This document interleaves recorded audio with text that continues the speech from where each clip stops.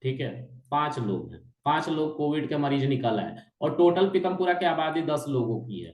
तो यहाँ पीतमपुरा में कोविड के केसेस पाने के जो चांसेस हैं वो 50% है, मतलब वहां के 50% लोग इन्फेक्टेड है। ठीक है, ये डेंसिटी है। ठीक है, इन सभी को समझाने की बात करें। अब देखो, इंडियन गवर्नमेंट चाहती है कि हम कोविड के पेशेंट के ऊपर वैक्सीन को टेस्ट करेंगे, उसके लिए हमें सैंपल चाहिए। और सैंपल के लिए उन्होंने 4 एज ग्रुप को कंसीडर किया। पहला 0 से लेके 5, 5 से लेके, सॉरी 0 से लेके, एक सेकेंड, 25, 25 से लेके 50, 50 से लेके 75 और 75 से लेके 100। ठीक है, अब गवर्नमेंट कह रही है कि भाई हम तुम्हें सैंपल दे रहे हैं तो हमें इक्वल नंबर ऑफ सैंपल चाहिए इन सभी एज ग्रुप में। तो ये पहला हमारा एज ग्रुप है, ये दूसरा हमारा एज ग्रुप है, और ये तीसरा हमारा एज ग्रुप है, ये चौथा एज ग्रुप है। अगर ये लाइन फ्लैट है, इसका मतलब है कि हर स्लॉट में, यानी कि यहां से लेके यहां तक में, मान के चलते हैं 5 ही लोग हैं, यहां से लेके यहां तक में 5 ही लोग हैं, यहां से लेके यहां तक में 5 ही लोग हैं, और यहां से लेके यहां तक में 5 ही लोग हैं। ये थी डेंसिटी। समझ में आ रहा है? अब एक नोटपैड खोल लेते हैं यार, ये तो एडवर्टीजमेंट ही करने लग जाएंगे।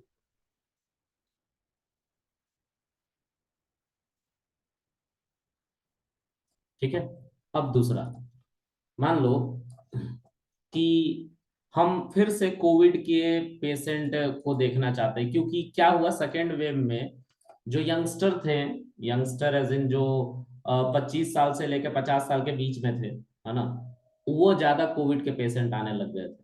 तो इस बार सैंपल जो उठाया गया, वो फिर से कहा गया यार बच्चों पे तो कोई खतरा है नहीं, तो 0 से 25, 25 से लेके 50, 50 से लेके 75, 75 से लेके 100। तो इस बार जानबूझ के 20 ही लोग, देखो यहाँ पे भी 20 लोग आए थे कोविड के सैंपल देने के लिए, यहाँ पे भी 20 ही लोग हैं। ठीक है, लेकिन ये 20 लोग कैसे हैं? तो 0 से लेकर 25 साल की उम्र में सिर्फ 2 ही बंदे को लेके आया गया, 2 ही सैंपल थे। 25 से लेकर 50 में 10 सैंपल लेके आ गए सब। 50 से लेकर 75 में 6 सैंपल लेके आ गए, और इधर 75 से लेकर 100 में 2 ही सैंपल लेके आ गए। तो अगर हम इन सभी के सेंटर पॉइंट को जोड़ने लग जाएं तो देखो फिर से वैसा ही हमें एक लाइन मिलेगी। ठीक है, तो गॉसियन डिस्ट्रीब्यूशन लाइन डेंसिटी को बताता है। तो इस एज ग्रुप में जो सैंपल की डेंसिटी थी, यानी कि सैंपल थे वो कम थे, इस एज ग्रुप में अचानक से सैंपल की आबादी बढ़ी, इसलिए इस लाइन को ऊपर जाना पड़ा।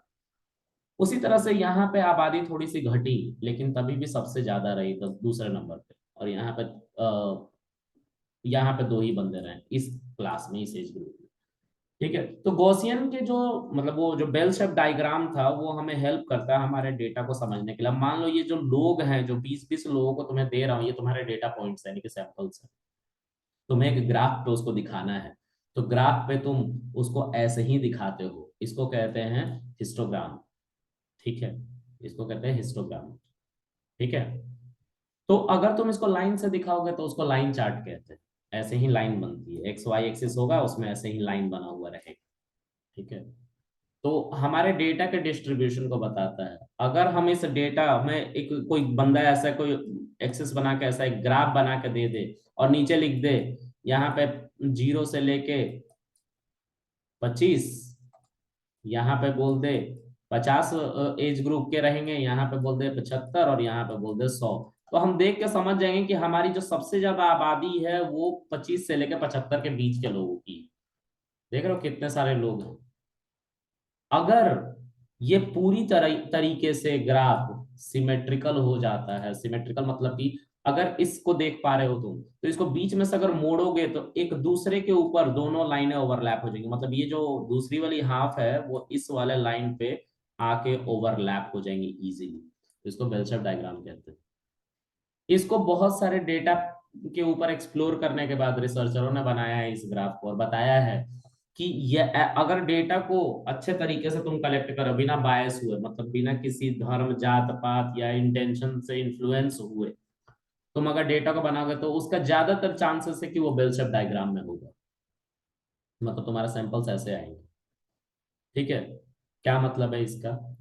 तो यहाँ पे जो लोग होंगे इस बेल शेप डायग्राम में, ठीक है, इस बेल शेप डायग्राम को ऐसे बनाया गया, जब बहुत सारे ग्राफ बनाया गया, बहुत सारे डेटा सैंपल्स उठाया गया, तो एक ग्राफ बन गया। उस ग्राफ में सबसे कॉमन ये ग्राफ था, बेल शेप डायग्राम। इसमें बताया गया कि बेल शेप डायग्राम में क्या होगा कि मान लो इस पूरे यहां से लेके यहां तक में जो डेटा सैंपल्स है 1000 है, 1000 है।